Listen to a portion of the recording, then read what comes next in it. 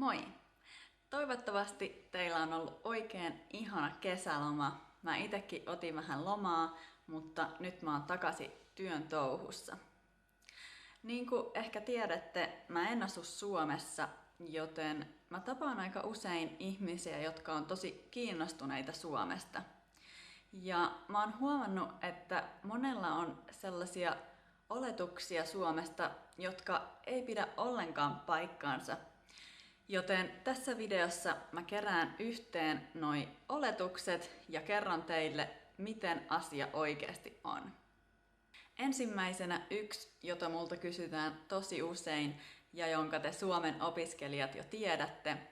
Suomen kielellä ei ole mitään tekemistä ruotsin tai muiden skandinaavisten kielten kanssa. Eli kun mä sanon, että mun kotikaupungissa puhutaan suomea ja ruotsia, niin mulle sanotaan usein, että no joo, mutta nehän onkin varmaan aika samanlaisia. Mutta suomi siis kuuluu täysin eri kieliperheeseen, eikä sillä oikeastaan mitään yhteistä muiden pohjoismaisten kielten kanssa. Sitten mulle sanotaan aina, että suomi ja unkarihan on sukulaiskieliä. Teillä on varmaan paljon yhteisiä sanoja. Suomi ja unkari on yhtä läheisiä toisilleen kuin englanti ja saksa, eli me ei todellakaan ymmärretä toisiamme. Seuraava olettamus koskee meitä suomalaisia, ja mun täytyy nyt valitettavasti kertoa teille, että me ei olla kaikki rikkaita. Musta tuntuu, että tosi monet luulee, että koska Suomessa on suhteellisen korkeat palkat, niin että kaikki kylpeä rahassa. Mutta Suomessa on myös tosi ankara verotus, joten Suomessa on oikeasti aika vähän tosi rikkaita. Ja riippuu myös tosi paljon, että mitä työtä tekee ja missä asuu, että paljonko rahaa jää oikeasti käteen.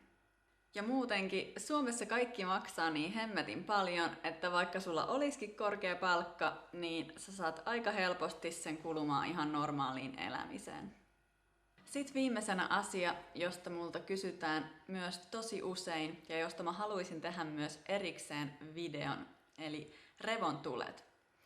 Revontulia näkyy siis vaan talvella, ehkä myöhäissyksyllä ja parhaiten pohjoisessa, eli Lapissa. Revontulet syntyy siis aurinkotuulen kantamien varautuneiden hiukkasten osumisesta magneettikehään, ja näiden hiukkasten vuorovaikutus magneettikehän kanssa on rajuinta napojen lähistöllä, eli Suomen tapauksessa pohjoisessa. Jos sä siis tuut käymään Suomessa kesällä, niin älä odota näkeväs revontulia. Samoin, jos sä aiot käydä vaan Helsingissä, niitä saattaa joskus näkyä sielläkin, mutta parhaat mahdollisuudet on kuitenkin mitä pohjoisemmaksi meet. No niin, ensi videossa mä kerron oletuksista, jotka on tosia. Toivottavasti tykkäsitte tästä ja kattokaa tää video niin monta kertaa, että ymmärrätte noin 75% ensin tekstitysten kanssa ja sit ilman.